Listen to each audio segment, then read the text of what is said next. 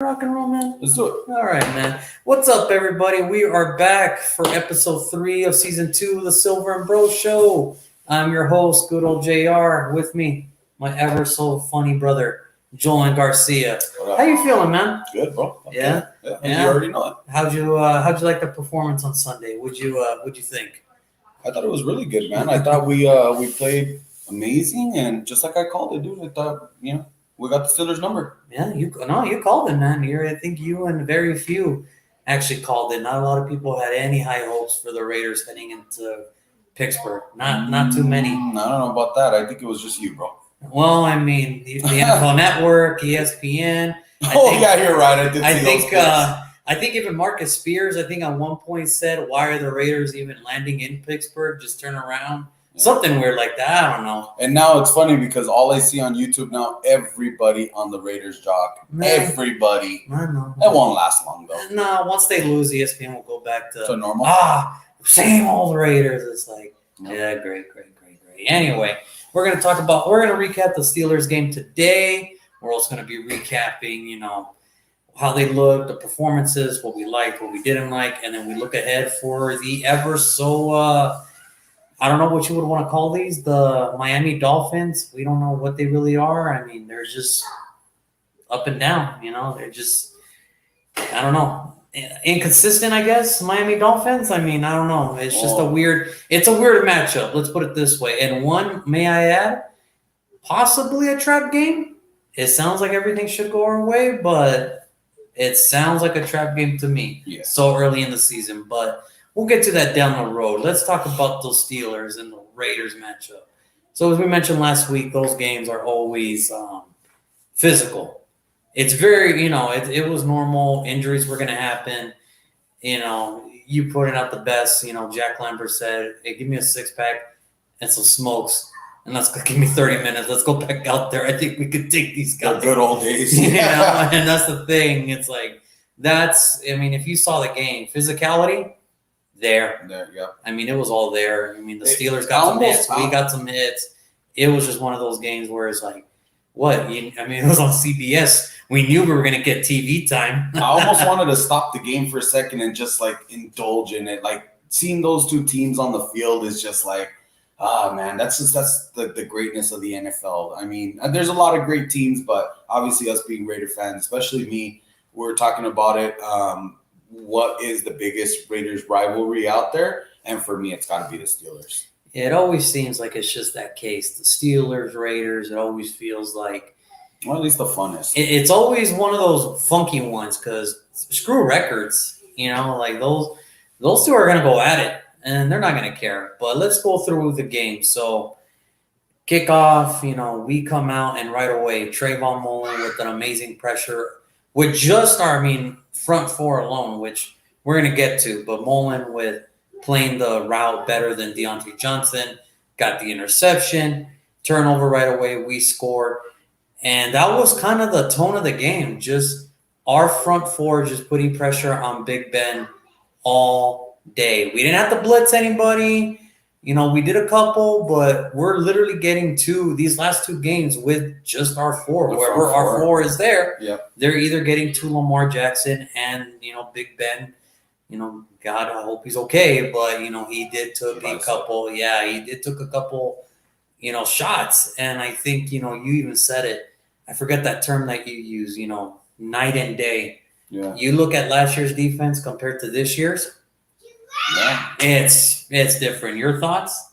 Yeah. The defensive performance? Yeah, you know what? I mean, you said it best. The front four definitely getting a lot of more pressure this year. One thing that I think I could add is, from what I understand, Chris Bradley runs a fresh reset. He always tries to have fresh players on the field. So I don't know exactly how he does it, but I want to say it's like every 2 plays, you bring in fresh people. You know what I mean? If you notice, I want to say Solomon Thomas, Jefferson, Hankins, those 3 are constantly in rotation. Plus your defensive end, which is Yannick and Max Crosby. And actually, good note, Farrell actually played a couple plays this week. He got 12 snaps in total. 12 snaps in total, So, that's just adding on to what we're talking about, is getting pressure to the quarterback. And I think maybe that's what's That's helping. the key. I think what helps too is the depth. I mean, you just start. I mean, we start with our starters. Obviously, it goes Yannick, Crosby as the end, and then you have Hankins and whoever is going to play defensive tackle there. Yeah. Whether it's Quentin Jefferson, Solomon Thomas, but that's the thing. I think Phylon. Phylon. I mean, it's the depth of the defensive line in total. Right. I mean, that's a lot of depth. I mean, it's a lot of depth for the defensive line, and I think that's why it's so fresh. And I think finally, for the first time, we're seeing, something that we haven't seen here for the better part of the decade, pass rush, and it's working. Yeah, it's fun. It's working. It's actually fun to see him play now, man. On night and day from last year for sure. Yeah, I mean, you look at Paul Gunther's defense compared to Gus Bradley's defense. It's one of those things where we're just like, oh man, this is a totally different vibe. This is a totally different environment. Yeah. But kudos to the defense. I mean, they really put it on Big Ben this past Sunday. They really got after him. Definitely. Now, granted, we can, Steeler fans can say what they want. We were out TJ Watt, whatever, but we didn't have Jacobs either. I mean, if you want to go there, I mean, and no run game with or without Watt in there. It's like, yeah. So, I mean, really, one thing you're always going to know about me, as long as you keep watching these videos, injuries is going to be the last thing I'm ever going to use as an excuse. It's just one of those things where it's like, hey, man, we don't talk about hurt players. They're not out there. So, for what? I mean, sorry. We talked about it on Tuesday. We said we already knew Jacobs was going to be out. Yeah, right? I'm like, all right, sorry, man. That's enough of that. So, but let's switch it to the offense. Go ahead. Wow. Holy crap. Go ahead. Waller, not the best game, but he did make his catches when he needed to. Henry Ruggs finally, did the deep threat, which we've all kind of been waiting for about a year and a quarter now. Right. And, Derek Carr, again, just damn. He's playing like a man possessed, but, I mean, it's understandable why, because of all the offseason jitter and the chit-chat of, possibly do we move on? Do we extend him? If he keeps playing like this, I mean, he's playing his way into an extension at this point because this is his last year, of that contract when he got the first time they extended him. So he's up for another one after this year. So, again, that offense looked good. I mean, the offensive line passing-wise, again, Tom Cable to the rescue, man. Leatherwood went down. Here comes Brandon Parker. No different. Like, I saw no change. No change. It was like, hey, yeah, they can hold up the front with the passing. Obviously, the running game the last 2 weeks. I mean, it's a little scary because they really haven't been able to run the rock very well. But again, whether that's due to Jacobs' inefficiency to play or just the running game not being there, I thought with Foster Moreau being back, I thought for sure like, hey, that's going to be extra help. But it's so far 2 games, the running game, I'm not impressed, and that's Chucky's bread and butter. So he has to figure it out. But the passing game, however, it's amazing. Yeah. I mean, what did you say, Zay Jones? After all that talk he got after Monday night being the hero, he gets 0 looks his way. But I think that's just the way our offense is. It's like, hey, look, 1 week you're going to be the guy. Next week you're going to be the guy. Who knows? Maybe next week Brian Edwards is the week 3 hero. I don't know. Yeah. But I mean, it's kind of better that way, not to rely on one. Now it feels like we have a plethora of guys. Renfro's going to do his thing. We know Waller's going to do his thing. Should Jacobs come back, we know he'll be fine. But overall, that offense looked in sync. It looked ready to go. And they came up big when they needed to. For sure, man. I'll just piggyback off what you said. Carr is playing out of his mind. We've seen that before. The only thing we can keep up with now is hopefully he can continue to do it throughout the season. It was good to see him spread the ball around, kind of like that magical 2016 season. Yeah. Yesterday, I joked around with JR right here saying Zay Jones was the only one not to catch a pass that was eligible for a receiver Sunday. Everybody got the ball. Waller, Foster Moreau caught a touchdown. You name it, every single receiver, Brian Edwards, Ruggs. It was really good to see Ruggs, how they used him. I was also mentioning to Junior about the way that they used him on Sunday was really, really good to see. Get him those short passes, let him use his speed, really get him comfortable in that position in order to, later on be able to catch those Hail Marys. I mean, it's not always going to be, just because he's a speedster, it's not going to be every game he's going to catch Hail Marys. It's got to come and go, But as a first-round wide receiver, you got him for the speed. Why not those little out routes and, use his speed? I think you said it best. He's going to be nothing more at this point now. We can only hope for a yards after catch kind of guy. Yeah. Just dump him 4 or 5 yards, whatever. But when you don't have a running game, bro, that really helps, Yeah, that does. We were saying going against the Steelers, we went into the third quarter with 7 rushing yards. I mean, when it's not there, it's just not there. You gotta. Now I'm gonna credit the Steelers defense. That's just what they do. That's just what they do. They were meant to play a tough defense. Sure. But then also last week against Baltimore, they didn't get to really run the ball there either. I mean, they had a couple plays. They had a couple plays where the running game was going, but it's just kind of not consistent. It's not consistent to where we kind of want it to, where we know where it can be, and that's sort of the thing where we depleted this offensive line because the whole year was, Ronnie Hudson can't get up the ball, Trent Brown's always hurt, and then obviously Gabe Jackson's a terrible, I'm not going to say that, but according to everybody out there, that he was a terrible, run blocker. Right. So it's like, okay, well, let's deplete the offensive line, go younger so we can get fresher legs.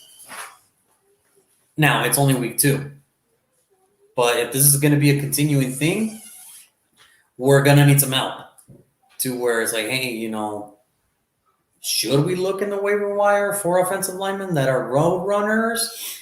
I mean, I hear Will Hernandez from the Giants is looking to get out. I mean, that's all I'm saying. I would love him. That's all I'm saying. I'd give up a first rounder for him. I mean, that's all I'm saying. I mean, that guy was born to be a Raider. I mean, Will Hernandez is the perfect. He's never going to be an amazing offensive guard, all around. But I mean, if push comes to shove, Incognito can't go, and we take another hit. I mean, there's some linemen that are coming up for a contract from rookies from years ago that play well. It's just their teams are terrible. And Will Hernandez is that first one I can think of that, hey, if he doesn't want to be a Giant, I'll gladly take him in. Yeah, for sure. I'll gladly put him at the right guard or whatever and be like, hey, man, I just need you to help us with the running game. Yep. So before we move on to the Dolphins, what were the 3 things you didn't like about the Steelers, if anything? I know it was an impressive win, but I'm sure there were some things that you did not like. Man, that's a tough question. There was a lot to like. The offensive line not being able to open up the gaps for the run. I'll start there. I know we just got off of that, but I mean that's just it's an issue. It's an issue. Go into the third tape don't lie, or you know what I mean, with 7 rushing yards and put everything on Carr because obviously haters sorry to say, people sitting next to me, they're gonna come up later and say, hey, you know what happened to the Carr in week 1, week 2? Everybody was talking about the MVP. Well, when you become one-dimensional, well, guess what? The defense pre-planning for next week, they know the pass is going to come, and that's all they're going to do. You know what I mean? I mean, that's always one. That is one. I guess one thing I didn't really like about the game itself was just terrible second-half tackling at the end by our secondary. Le'Veon, he was an unsung hero. He sacrificed his soul basically for Chase Claypool not to get that 3rd down. Yeah. But that Najee Harris touchdown, that's unacceptable. That could never, not in today's NFL like that. Not especially when it's on the sideline, 2 yards behind the line of scrimmage, and you miss that. It's like, dude, you're a great tackler. You can't miss those. And then if you miss those, somebody else is playing their assignment, and now they have to help you. And, I would just say the tackling on the secondary does need to get a little bit better at the end of the game. That's funny you mentioned that because I was watching highlights, and Juju Smith-Schuster had a couple plays, even on the touchdown. He had 3 guys bounce off him before he got in, and that other run he had 3 guys bounce off him. That's what I'm saying. Secondary tackling needs to get a little bit better, and, their coverage is great. I mean, they're covering fine. It's just, tackling, man. I get it, dude. If you were meant to tackle, you'd be playing linebacker, but linebackers are a little occupied too, bro. Yep. So wrap up, man. Yep. Wrap up. That would be kind of my only thing. And then obviously, just again, it's like we can't go into every game, thinking, man, we have no running game. It's like, dude, that cannot be an excuse this year. Yeah. The Raiders literally offensively have no excuses this year. They cannot, because I'm not saying it's the best defense in the NFL, but from what I've seen in 2 weeks, it's better than last year's. And that's all I kept hearing from Raider Nation was, we need a better defense. We need a better defense. Well, here you go. Yeah, not Make it to work. Say, not to say excuses, but they didn't come in with the best receivers. In the league Exactly. either, That's what I'm saying. But it's like, again, it's like, seeing what they did last year, it's like, hey, look, man, if all you really needed was a defense, all right, here you go. No, it's only 2 weeks. I know, that's what I'm saying. Let's see how it goes down the year. But I'm just Yeah. saying, it's kind of like, this is one of the few NFL teams, the Raiders and like Arizona, hey, no excuses, man. It's playoffs or bust this year. Because I feel like that's kind of how they feel too. Because like a little bit mental note, like, hey, and Mike Mayock said it best. Yeah, if we don't win, I deserve to get canned because I made these choices. So, I mean, I appreciate the awareness. Yeah, I appreciate that. I don't hear a general manager ever say stuff like that, but I appreciate the awareness from Mike Mayock. What about you? What's the one thing you really love seeing overall? You know what? Just a team camaraderie, man. Everybody playing together. Everybody, like when Carr went down with the ankle, the whole team going over there practically praying with them, trying. You know what I mean? It's like they're all a family right now, and that's all I keep hearing. They're all playing for each other, and that's just good to see. Dude, when you can go over there and really put it on Pittsburgh at their house, where they pretty much never had control of that game. They're doing something right. And I think that's where it's coming from. And that was, like I said, to get an early win like that, hopefully that kind of gives them a little bit of confidence to, well, I mean, we could beat these guys in Pittsburgh. What can't we do? Yep. You know what I mean? So for me, what I actually liked, individually, man, I love the way Casey Hayward played on Sunday. He did some phenomenal pass breakups. There was times he literally could have had 2 interceptions, but if he had hands, he'd be playing wide receiver, and that's why you're a corner. But, yeah, he did his thing. But I think overall what I really enjoyed is, for me, was special teams. I think special teams did their thing, from A.J. Cole to Daniel Carlson to the Gunners to Long. I mean, special teams really took control of the field, and I think that's what kind of gave problems for Pittsburgh to kind of get their rhythm going. It wasn't until like the third quarter they started getting something. But even then, it felt kind of like, dang, the defense is getting to them, and the Raiders offense, they'll score, and then it's like, oh, back to a 2-possession game, and that was kind of it. And it was kind of weird. Like, I'm used to seeing Pittsburgh games, like whoever has the ball last, that's going to determine the game. It was just kind of weird to see Daniel Carlson kick the field goal with like some change left, and it's like, oh, that's game.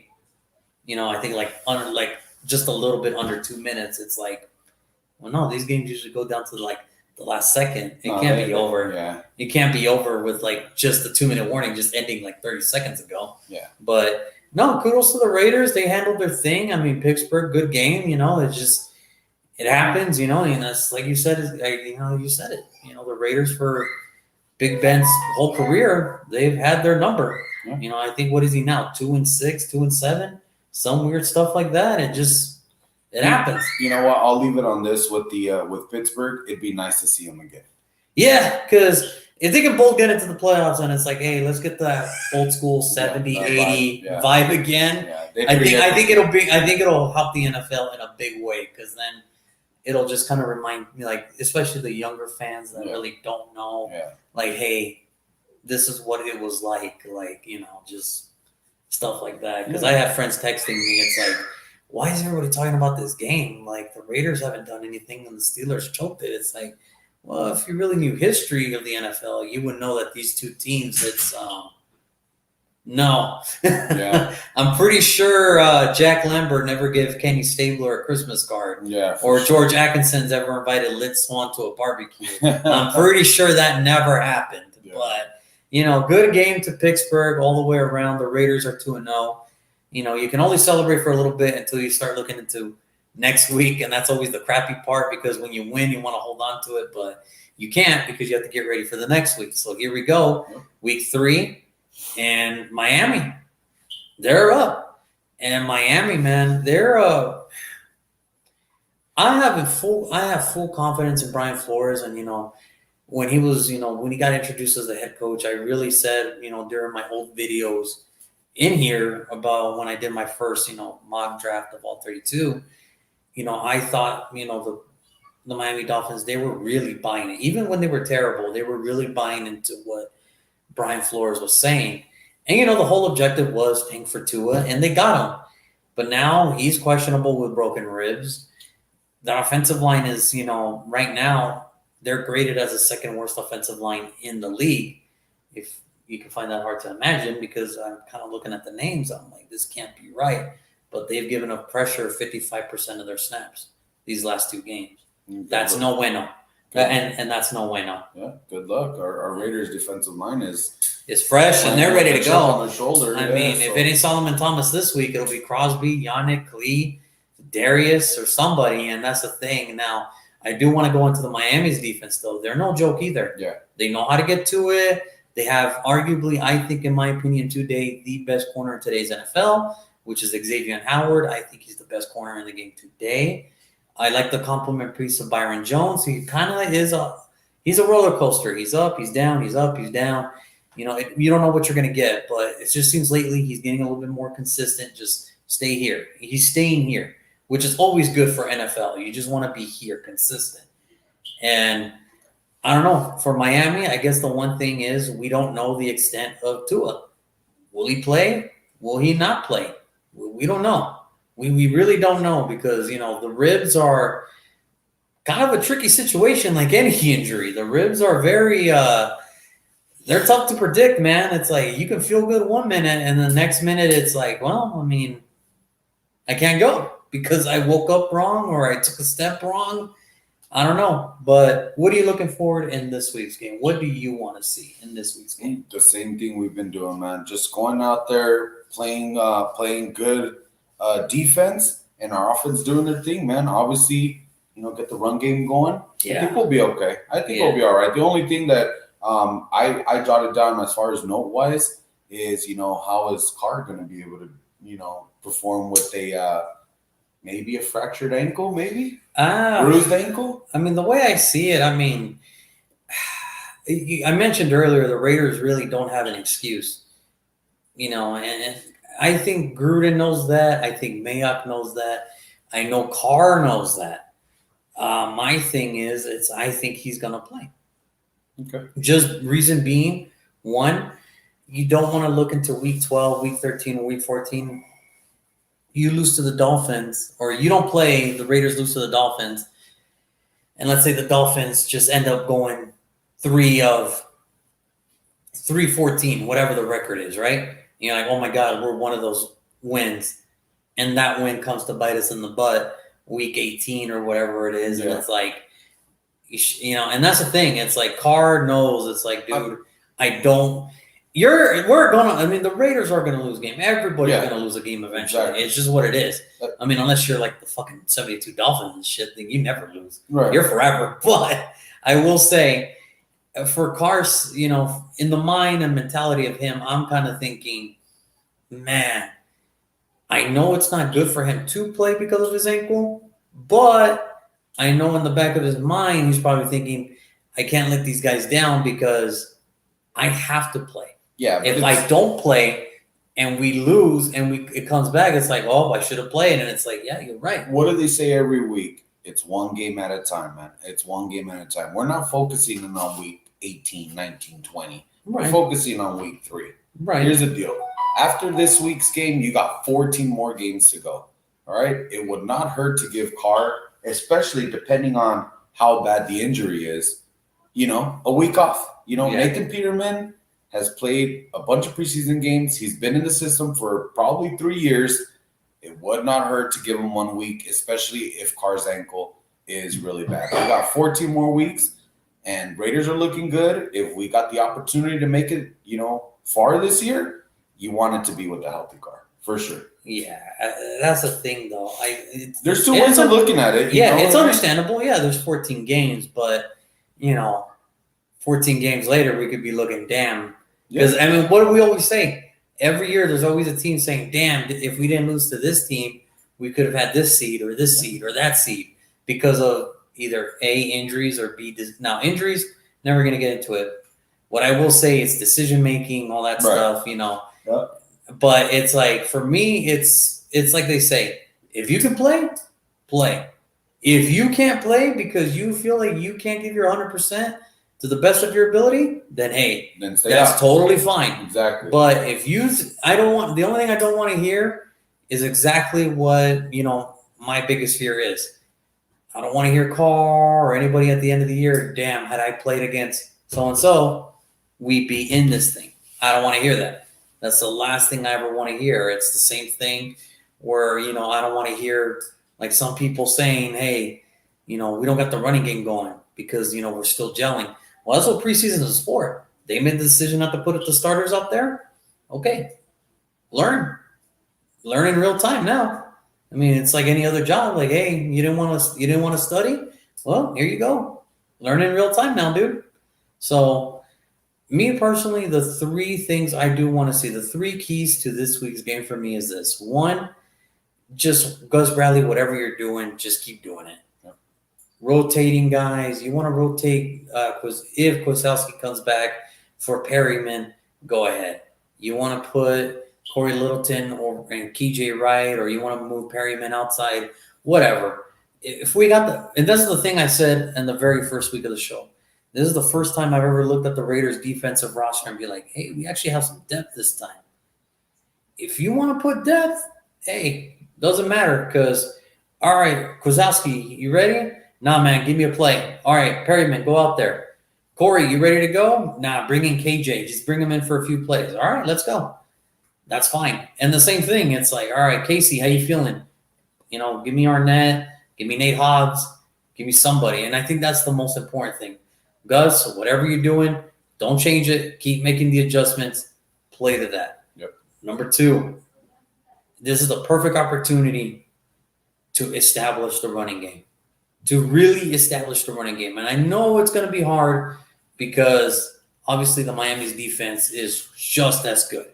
They have some playmakers on the defensive side too. But if there was a week for the offensive line to really start establishing the run, it's got to be now. It has to be now with a questionable offense coming into this game. We don't know if Tua's going to play. We don't know the extent of how Will Fuller is mentally. And Myles Gaskins, we don't know what his doubt is as well. But if this was the time for a defense to take advantage of a depleted offensive line and for our offensive line to take over the running game, it's got to be this week. And three, Chucky, take it easy. It's week 3. No more F-bombs. Just calm down. I get it. It was a bad penalty, but those little blow-ups from what I saw week 2, they can cost us because these referees were throwing taunting penalties and unsportsmanlike penalties all across the league. So, Chucky, calm down. Just relax. I'd like to see Chucky like that. No, you know what I mean? No, it's like it brings back the fire. It was good back in the 90s and early 2000s, but these referees are, calling, taunting and unsportsmanlike conducts. If it pretty much to the extent of if it hurts a 7th grader's feelings, they're gonna throw that flag, and I don't want Chucky to curse out the wrong ref. And it's like, hey, we get an unsportsmanlike conduct because our head coach, decided to blow up and drop a couple F-bombs on the head referee. So do not want that. Chucky, relax. Do what you got to do, but calm down. It's okay. It's going to be just fine. Just call your game. You'll be just fine. What are you looking forward to this week, man? Same, man. We want to go out there. We want to play like crazy rabid dogs on defense. And then on offense, I want to see the run game going. And I still want, if Carr does play, I want to see him drop those dimes, man. He's playing out of his mind. And thank God because, he deserves it, man. He's a great quarterback, I believe. He has issues like everybody else. He's not perfect. But, he's playing out of his mind. And I just want to see the show go on, man.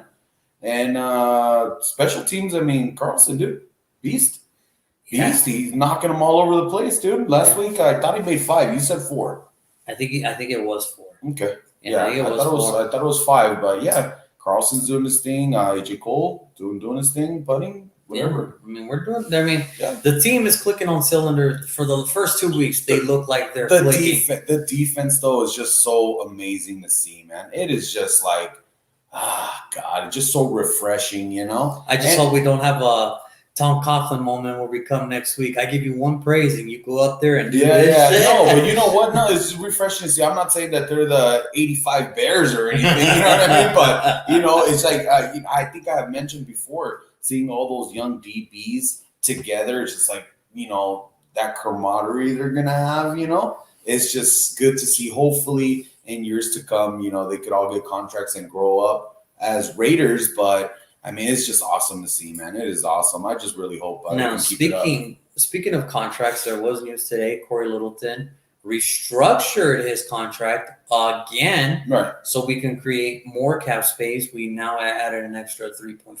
million in the cap space, which is significant. Just in case we need to add some late 1-year veteran addition players, they're going to be right there. Which we did. Which we are still. We added a tackle.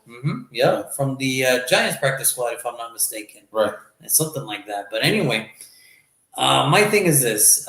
We talked about this, and speaking of contracts, there was an article, and I forget the name of it, that came up. It's like, it's great to see these guys flourish, but the problem is they're flourishing when their rookie contracts are up, and that's something I did want to talk to you about. Mm-hmm. We're going to have a lot of players that are going to be up for contracts here pretty soon. Right.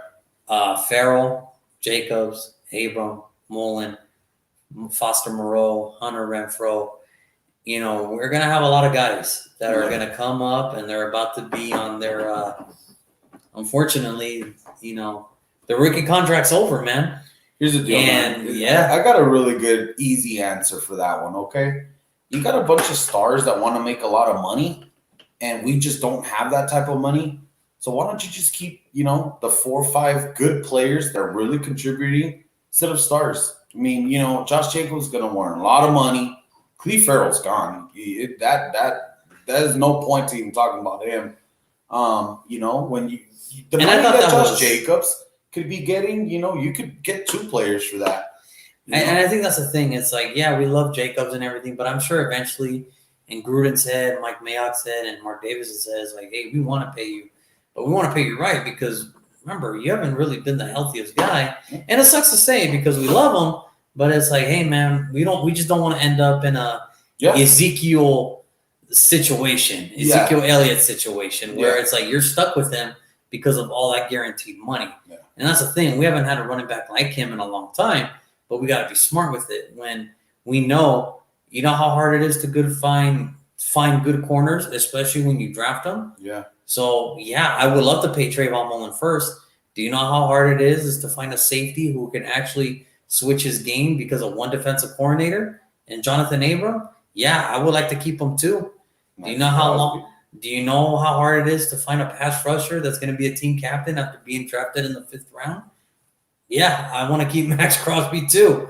The point we're making is, all these restructures and everything, it's going to come to a point where some are going to stay and some are going to have to go. Yeah, but it's going to be an easy choice at that moment, dude. You don't lose Max Crosby. You don't lose Renfro. You don't lose Abram.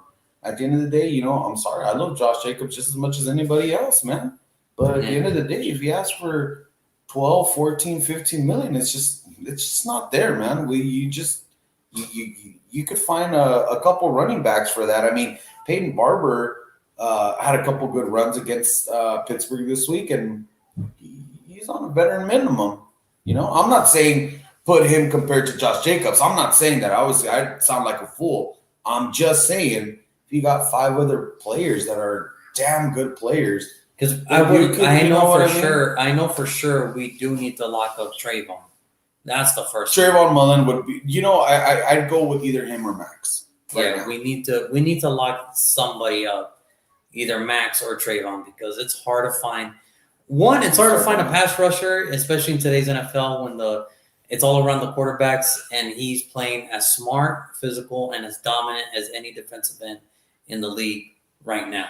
Because he's leading in a lot of categories for defensive ends. Number two, you know how hard it is to find a corner who's actually pretty halfway decent in today's passing game? It's pretty freaking hard. Yeah. And, you know, that's the thing. I think Trayvon Mullen, yeah, you know, I think he deserves a shot.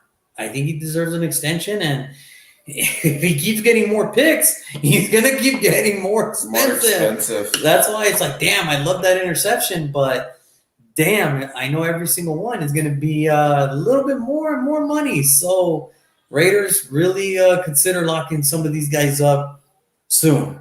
I mean, very soon. Trayvon Morig over there playing really good, but with John Abram next to him, man, you know, John Abram right there is going to be another player that's going to be, you know, asking for a contract here pretty soon. The reason I bring up Trayvon Morig is because having somebody with a little bit of experience next to him, like John Abram, you know, it helps him. It helps him grow into the position. And I feel like John Abram's a guy that, I mean, every week I see him play, it's just, man, it's so crazy to see how he can flip his game. I mean, he gets on opponents' nerves and all the different stuff that he does. It's just so much fun to see him. And I really do hope that they get him locked in also. Yeah. Last one, really quick. I got to throw this one in. So I was reading something.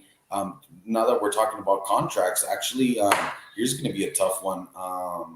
The Monster, 83. Yeah. That's a big one. I mean, we got him for a bargain. We're only paying him $9 million a year. And from what I understand, he's like the 6th or 7th paid tight end when he's probably 1 or 2. I mean, it's hard, and that's the thing. But the good thing about him is he's humble, and you know but at the same time, I know eventually it's going to be humble and disrespectful is probably going to be two different things right there. Yeah, I mean, the thing is he is humble, but I know for sure it's like, hey, I did my job. Yeah, I want my money. Yeah, maybe it doesn't have to be if it goes the way I really want it to go. Him, Carr, all the stars can get together and say, hey, you know what? We're building something great here. Can we all just kind of sit back and make money, but kind of be able to spread the love around so we can keep a good team like this together? And who knows? In a perfect world, right? Maybe bring in a star player or something on the offensive side. What if there's a big name offensive lineman that hits free agency next year? It's like, you don't think he's better than some of these guys that are coming out right now? Like, again, I'm not saying that, you know, we can't pay everybody. Yeah. That's just not going to happen. Yeah. Okay? It's just not going to happen. However, we can try to keep everybody if everybody's on the same page as far as, hey, like you said, we're building something. Yeah. And it took a really long time to build this. Why do we want to screw this up now? Not everybody has to be greedy, man. Everybody's going to get paid. You're going to get more money than anybody else pretty much in the world gets for playing a game. I mean, it's just, I don't know. I don't see this team being greedy, but then again, you never know. I mean, apparently what's coming out of Chicago right now, it's like, yeah. That's laughable, man. Yeah, that's too much. That's too much. That's crazy. I understand his frustration, but again, you're talking about Khalil Mack, right? Yeah, I understand his frustration of the restructuring and all that stuff, but hey, man, you're the joke. I mean, you're the one that wanted it. Here you go. I don't know. Like, that's it. Yeah, I know, but it's just like, here you go. But no, I mean, so what do you got? You got any predictions for this game, this Dolphins game? What do you think is going to happen? I think we take care of him pretty easy, especially when Tua's not going to play. He's got bruised ribs, and that's a injury that I'm kind of going through right now. So I could understand probably the first week I could barely even lay down, let alone take a tackle. So here's the deal. He's not going to play. Raiders probably got that pretty easy. I'd say 24-7. Oh, wow. So it's a complete. Especially if Carr plays. If he doesn't, what would you say? If he doesn't play, I think maybe 14-10. 14-10. Something low. 17-14. Something low. Yeah. Yeah, and that's the thing. It's like, I believe in this Dolphins team. You know, I'll give my predictions tomorrow. Yeah. But it's just with, you know, the way the Dolphins are being structured right now, it's sort of like, I don't know, like it's weird because I thought this team was really going to compete for the AFC East because they were buying into Brian Flores' system, and now it just seems like they kind of not responding as well. And I think that's a serious thing. And it's like you mentioned, not a lot of people were like, especially when Chucky came back. I'm not going to throw any names out there, but you can tell they were not responding to his methods. Yeah. I mean, okay, I'll throw one name out there, Bruce Irvin. After that embarrassing game that we got to New England and Mexico, I mean, his post conference was pretty much laughable at that point. Yeah. Freaking like, yeah, it's football, man. You win or lose. I'm just happy we got the bye week, and I'm gonna go home and make babies with my wife. And that's why he's no longer playing in the league, man. I mean, Kelechi Osemele, same thing, you know. I mean, that was a little weird, you know, with the whole trading situation, but he knew what was up. It's like, hey, we're trying to save money. I mean, and that's the thing. I don't think people realize this. Like, yeah, it sucked to trade Kelechi Osemele. It sucked to trade Keith Jackson. It sucked to trade Brett Brown. It sucked to trade Rodney Hudson. But at the end of the day, really what we're doing is, look, we're going to be young here regardless. So why not get a year or two in advance now so we can grow together? Yeah. Just grow together. Well, and we'll address the needs later. I mean, you said it best, dude. I forget what show, last year or maybe the start of this year, we weren't winning with all that money we're putting on the O-line anyway. No, we weren't. We got one verified starter on the line right now with Colt Miller and 4 other pretty much scrubs, you could say. And guess what? We're 2-0. And again, the unsung hero of this is Tom Cable. For sure. I mean, Tom Cable is getting to a point now where it's like, yeah. And hey, I'm not going to make you into an all-pro, but you serve a purpose. I'll make you enough to where, hey, you'll have a place on the team. Yep. And then I'm getting to a point now, if you're an offensive lineman on our team and Tom Cable cuts you, there's a reason for it. Yeah. So it's like, it was like that offensive lineman or offensive line coach we had years ago, Mike Tice. Yeah. Where if Mike Tice said, hey, you're not cut out for us, then hey, I believe it. Yeah. Because he deserved that much respect. Yeah. And Tom Cable is getting to that point now. And leagues and teams around the league are starting to get noticed where it's like, well, I mean, shoot, Trent Brown goes down. You put in Brandon Parker again, and he looked decent to the point where I didn't miss Trent Brown when he was out. I didn't miss him. Denzel Good came in for Richie Incognito. I didn't miss him. Yeah. And that's the thing. I mean, Denzel Good goes down this year. We got Jermaine LaFleur. Who? And guess what? He was actually one of the highest rated guards in the middle of the pack in the NFL. Yep. So again, it's like Tom Cable's like, you'll serve a purpose for our team. Yep. Now, if I cut you, it's because you can't make it on this squad. Yeah. So, and that's pretty much, it's sort of like a cruel joke. If you can't make it on this squad, well, there's probably not more. There's probably nothing more we can do for you, man. Yeah. There's probably not many more stuff we can do for you, offensive line wise. There's not much we can do for you anymore. Yeah, if Tom Cable can't help you, man, there's probably not a lot of other people that can help. It's you. not like I forget the name of the head coach from Miami all those years ago. You remember him, the little short guy from Miami? Yeah, the head coach. I forget his name. The one where he buried the football and everything, where he took over for Dennis Allen. Spagnuolo. Oh, Spagnuolo. Yeah, Spagnuolo. Yeah. R.I.P. Defensive-minded guy. Yeah. R.I.P. Remember, he was an offensive line coach too, and hey, he said, hey, if you can't make it on me, it's probably not gonna make it anywhere else, man. Which is, hey, I get it. Speaking of this game, I'm seeing over here. There you go. Oh God, that was nasty. Abram did not like that. I know that much. The stiff arm thing, but other than that, we're excited for this week's game. They're back home. Let's see if they can.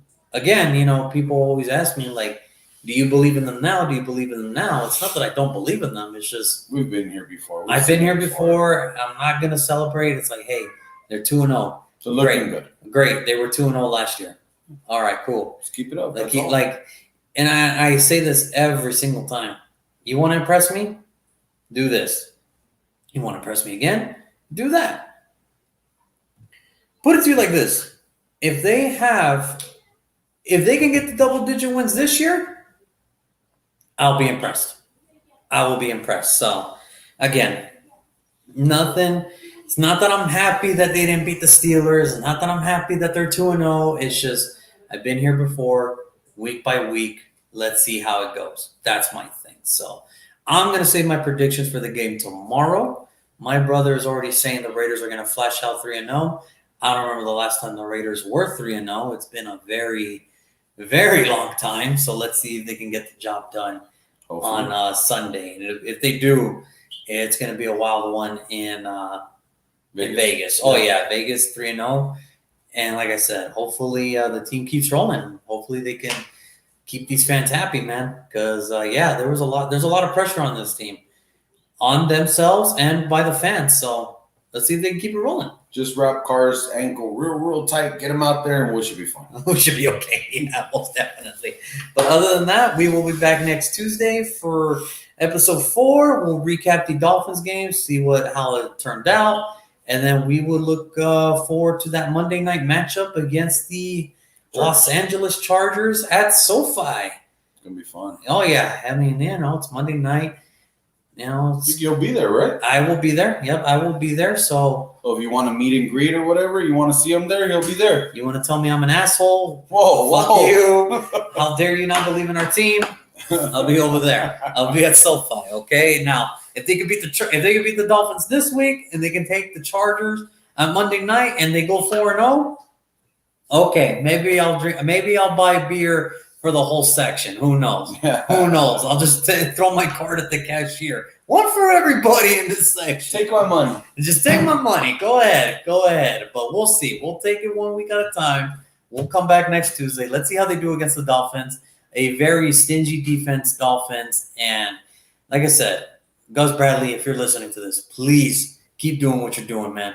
We at this point, you don't have to buy a beer for the rest of the year. Because, I mean, if you were to tell fans that actually endure the Paul Gunther era, the Dennis Allen era, the Jason Tarver era, the Brznashkin era, whatever, Bresnahan era, whatever it was, the KJ Norton, whatever one. Oh, God. The Kyle Norton, whatever his name was. Yeah, you'll understand why we love you, Gus. You will understand completely why we love Gus Bradley here in Las Vegas. Don't leave us. Don't leave us. I don't care if you get another opportunity. We'll double it. We'll pay you more than Chucky. Don't leave us. Please don't leave. We just got you. But yeah, man. We'll see you guys next Tuesday for the recap of Miami, and then get ready for a Monday nighter against the Los Angeles Chargers. All right, guys. Take it easy, everybody. Peace. Good show, bro.